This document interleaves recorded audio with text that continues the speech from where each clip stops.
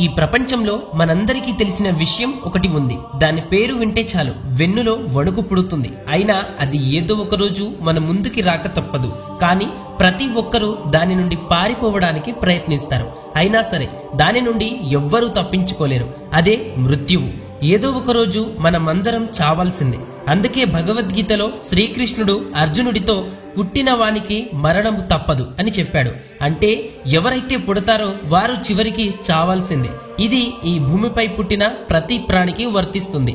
ఈ విషయాన్ని మీరు చాలా మంది వ్యక్తుల నుండి, పుస్తకాల నుండి, చలన చిత్రాల నుండి చాలాసార్లు వినే ఉంటారు. కానీ ఒక వ్యక్తి చనిపోయిన తర్వాత ఏం జరుగుతుందని మీరెప్పుడైనా ఆలోచించారా? ఒక వ్యక్తి చనిపోయాక అతని భౌతిక శరీరంలో ఎలాంటి దశలు చోటు చేసుకుంటాయి? కాబట్టి రండి, ఒక వ్యక్తి చనిపోయిన తర్వాత తన శరీరానికి మరియు తన శరీరంలో ఉన్న జీవానికి ఏం జరుగుతుందో ఈ వీడియోలో తెలుసుకుందాం. ఇక ఆలస్యం చేయకుండా వీడియోని స్టార్ట్ చేసేద్దాం. ఏదో ఒక రోజు మన చావు ఖాయమని మనందరికీ బాగా తెలుసు. మనం చనిపోయిన తర్వాత మన శరీరంలో రెండు ముఖ్యమైన ప్రక్రియలు జరుగుతాయి. ఒకటి ఆత్మ బయటికి వచ్చే ప్రక్రియ, రెండవది ఆత్మ బయటికి వచ్చిన తర్వాత శరీరంలో ఉన్న అవయవాలలో జరిగే ప్రక్రియ. ఈ రోజు మనం ఈ రెండిటి గురించి తెలుసుకుందాం. ముందుగా ఒక వ్యక్తి చనిపోయిన తర్వాత ఏం జరుగుతుందో తెలుసుకుందాం. ఒక వ్యక్తి చనిపోయిన తర్వాత అతని శరీరం కుళ్ళిపోవడం ప్రారంభిస్తుందని మనందరికీ తెలుసు. కానీ ఒక వ్యక్తి చనిపోయిన తర్వాత శరీరం కుళ్ళిపోయే ముందు శరీరంలో కొన్ని దశలుంటాయి. దీని గురించి కొంతమందికి తెలిసుండొచ్చు మరియు తెలిసుండకపోవచ్చు. కాబట్టి ముందుగా మనం మనిషి చనిపోయిన తర్వాత శరీరంలో ఏం జరుగుతుందో తెలుసుకుందాం. ఒక వ్యక్తి చనిపోయిన 4 నుండి 10 నిమిషాల సమయంలో తన శరీరంలో ఉన్న పూర్తి ఆక్సిజన్ బయటికి వచ్చేస్తుంది. తరువాత శరీరం మెల్లిమెల్లిగా కార్బన్ డయాక్సైడ్ ని ప్రొడ్యూస్ చేయడం ప్రారంభిస్తుంది. చనిపోయిన 5 నిమిషాలకు గుండె పనిచేయడం ఆగిపోతుంది. గుండె పనిచేయకపోవడం వలన మెదడుకి రక్త సరఫరా ఆగిపోవడంతో మెదడు పనిచేయటం ఆగిపోతుంది. దీనితో పూర్తి నాడీ వ్యవస్థ దెబ్బతింటుంది. దీని కారణంగా శరీర అవయవాలపై గ్రావిటేషనల్ ఫోర్స్ బాగా ప్రభావితం చూపిస్తుంది.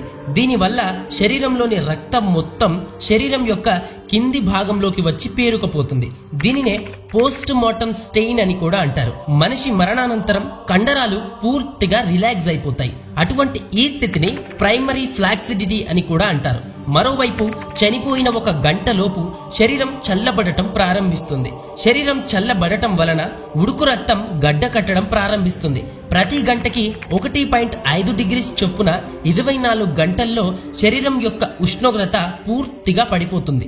2 నుండి 4 రోజుల సమయంలో శరీర భాగాలు ఉబ్బి నోరు మరియు ముక్కు నుండి రక్తంతో కూడిన నురుగు కారడం మొదలవుతుంది.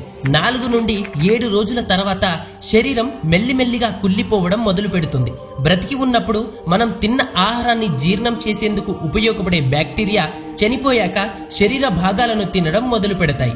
8 నుండి 10 రోజుల సమయంలో రక్తం పూర్తిగా కుళ్ళిపోతుంది మరియు పొత్తి కడుపులోని అవయవాలు వాయువుని కూడబెట్టుకుంటాయి. దీని వలన శరీరం ఆకుపచ్చ నుండి ఎరుపు రంగులోకి మారుతుంది. చనిపోయిన కొన్ని వారాల తర్వాత గోర్లు మరియు దంతాలు రాలిపోతాయి. చనిపోయిన 1 నెల తర్వాత శరీరం పూర్తిగా ద్రవ రూపంలోకి, అంటే ఒక లిక్విడ్ లాగా మారిపోతుంది. అయితే ఇక్కడ ఇంకో ముఖ్యమైన విషయం ఏమిటంటే, బయట ఉండే శరీరాన్ని భూమిలో పూడ్చబెట్టిన శరీరంతో పోలిస్తే పూడ్చబెట్టిన శరీరం బయట ఉండే శరీరం కంటే 8 రెట్లు వేగంగా కుళ్ళిపోతుంది. అందుకే మృతదేహాలను పూడ్చిపెడతారు. తద్వారా వారి శరీరాలు వీలైనంత త్వరగా కుళ్ళిపోతాయి. ఇప్పుడు మీకు ఒక వ్యక్తి చనిపోయిన తర్వాత అతని శరీరంలో ఏం జరుగుతుందో అని చాలా స్పష్టంగా వివరించాను. ఇప్పుడు చనిపోయిన తర్వాత ఏం జరుగుతుందనేది చనిపోయిన వారిని అడిగి తెలుసుకుందాం. మీరు విన్నది నిజమే, చనిపోయిన వారిని అడుగుదాం. ఇప్పుడు మీలో చాలా మంది మీ మనసులో అసలు నేను ఏం చెప్పాలనుకుంటున్నానని ఆలోచిస్తూ ఉంటారు.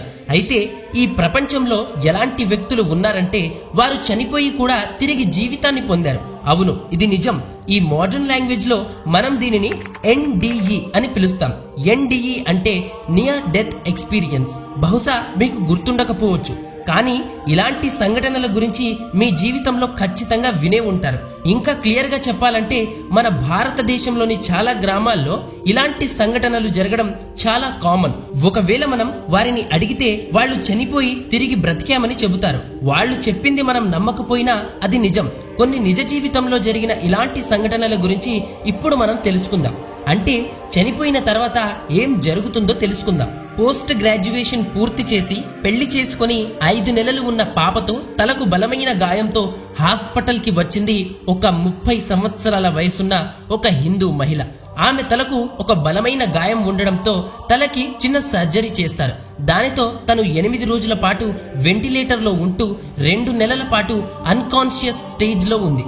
ఆమె కోలుకోవడానికి దాదాపు 12 నెలల సమయం పట్టింది. అపస్మారక స్థితిలో అంటే అన్కాన్షియస్ గా ఉన్న ఆ సమయంలో ఆమె ఒక అద్భుతమైన కాంతిలో ఉన్నానని, ఆ తర్వాత స్వర్గానికి వెళ్లానని, అక్కడ దేవతలను చూశానని చెప్పుకుంటూ వచ్చింది. అది విన్న డాక్టర్స్ ఆశ్చర్యపోయి తలకి గాయం కావడంతో ఇలా మాట్లాడుతుందని అనుకున్నారు. కానీ తను అపస్మారక స్థితిలో ఉన్న సమయంలో జరిగినదంతా పూసగుచ్చినట్లు చెప్పడంతో డాక్టర్స్ కూడా నమ్మక తప్పలేదు. ఇలాంటిదే మరో సంఘటన ఒక వ్యక్తికి జరిగింది. 2011వ సంవత్సరంలో ఒక వ్యక్తికి సర్జరీ జరుగుతుంది. ఉన్నట్టుండి ఆ సర్జరీ ఫెయిల్ అవుతుంది. అప్పుడు డాక్టర్స్ ఆ వ్యక్తి మరణించాడని తేల్చి చెబుతారు. కానీ కొంత సమయం తర్వాత మానిటర్ లో ఆగిపోయిన లైఫ్ లైన్స్ మళ్లీ కిందికి మీదికి పరిగెట్టడం ప్రారంభిస్తాయి. అప్పుడు డాక్టర్స్ మళ్లీ ఆ వ్యక్తిని బ్రతికించడంలో నిమగ్నమవుతారు. ఇక్కడ గమనించాల్సిన విషయం ఏమిటంటే కొంత సమయం వరకు ఆ వ్యక్తి ఆ శరీరంలో లేడు. అందుకే అతని శ్వాస ఆగిపోయింది. కానీ తనకి స్పృహ వచ్చినప్పుడు ఏమైందని డాక్టర్స్ అడిగితే తను తన శరీరంలో లేనని, ఆ కాస్త సమయంలో ఏమీ లేని ఒక ఎంప్టీనెస్ ని అనుభూతి చెందానని చెప్పాడు. అంటే తను గాలిలో ఎగరకపోయినా తను తన ప్రెజెన్స్ ని ఫీల్ అవుతున్నానని చెప్పాడు. ఇదిలా ఉండగా ఇలాంటిదే మరో సంఘటన ఒక కాలేజ్ స్టూడెంట్ విషయంలో కూడా జరిగింది. స్లీపింగ్ పిల్స్ ఓవర్ డోసేజ్ కారణంగా నిద్రపోయిన ఆ కాలేజ్ స్టూడెంట్ తిరిగి లేవలేదు. ఇది గమనించిన అతని ఫ్రెండ్స్ వెంటనే అంబులెన్స్ ని పిలుస్తారు. ఆ వ్యక్తిని హాస్పిటల్ కి తరలించే సమయంలో ఆ వ్యక్తి మార్గం మధ్యలో చనిపోతాడు. హాస్పిటల్ కి వెళ్లిన తర్వాత ఏం అద్భుతం జరుగుతుందో ఏమో కానీ తను చనిపోయిన 3 నిమిషాల తర్వాత ఆ వ్యక్తికి స్పృహ వస్తుంది. అది చూసి ఆ అంబులెన్స్ లో ఉన్న వాళ్ళందరూ ఆశ్చర్యపోతారు. ఇంతసేపు నీకేం జరిగిందని ఆ స్టూడెంట్ ని అడుగుతారు. అప్పుడు తను నేను చనిపోయానని, ఈ బెడ్ మీద నా బాడీ చూశానని చెప్పాడు. అది విని అతని మాటలను ఎవ్వరూ నమ్మలేదు. అప్పుడు తనని ఒక సైకియాట్రిస్ట్ దగ్గరికి తీసుకెళ్లినప్పుడు తను ఆ సైకియాట్రిస్ట్ కి పూర్తి వివరాలు చెబుతాడు. అంటే తను చనిపోయిన తర్వాత ఆ అంబులెన్స్ ఎక్కడ నుండి వచ్చింది, ఆ అంబులెన్స్ లో ఎంతమంది ఉన్నారు, తనతో ఎంతమంది వచ్చారు, ఇలా ప్రతి ఒక్కటి పూసగుచ్చినట్లు చెబుతాడు. ఇది విన్న అక్కడి పూర్తి స్టాఫ్ ఆశ్చర్యపోతుంది. ఇప్పుడు ఈ 3 స్టోరీస్ విన్న తర్వాత మనకేమనిపిస్తుందంటే చనిపోయాక ప్రతి ఒక్కరికి వేరు అనుభూతులు ఉంటాయి. కానీ అందరి విషయంలో సమానంగా జరిగే ప్రక్రియ ఒకటి ఉంటుంది. అదే ఆత్మ బయటికి వెళ్ళడం. మరి ఒక శరీరాన్ని అంతగా ప్రేమించే ఆత్మ శరీరాన్ని విడిచిపెట్టి బయటికి అంత సులువుగా వస్తుందా అంటే అస్సలు రాదు. ఒక వ్యక్తి శరీరంలో ఉన్న ఆత్మను బలవంతంగా బయటకు లాగి పరలోకానికి తీసుకెళ్తారు. దీని గురించి గరుడ పురాణంలో పెద్ద వివరణే ఉంది. కాబట్టి మరో వీడియోలో ఈ ఆత్మ ఎలా ఉంటుంది, ఇది బయటికి ఎలా వస్తుంది, పరలోకానికి ఎలా వెళుతుంది, చనిపోయిన తర్వాత ఆత్మ 13 రోజుల పాటు ఏం చేస్తుంది, ఇలా ప్రతి ఒక్కటి గరుడ పురాణాన్ని ఆధారంగా చేసుకుని తెలుసుకుందాం. సో ఫ్రెండ్స్, ఇది ఇవాల్టి వీడియో. మరో వీడియోలో మళ్ళీ కలుద్దాం. అప్పటి వరకు మన వీడియోస్ ని చూస్తూ ఉండండి. Thank you for watching.